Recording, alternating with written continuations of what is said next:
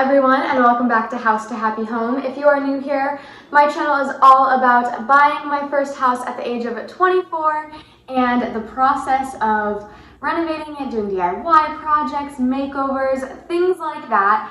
In today's video, it is going to be a clean with me. I have lived in a one-bedroom apartment for the past 5 or so years of my life, and now moving to a 3-bedroom, 2.5-bath house that spans over 3 stories. I feel like I'm constantly cleaning. With that being said, this video was filmed over the course of a few days. When I got home from work, a couple days I cleaned, and then one Saturday morning I was cleaning, so I was like, why not film it all? Because again, constantly cleaning. So let's just get into it.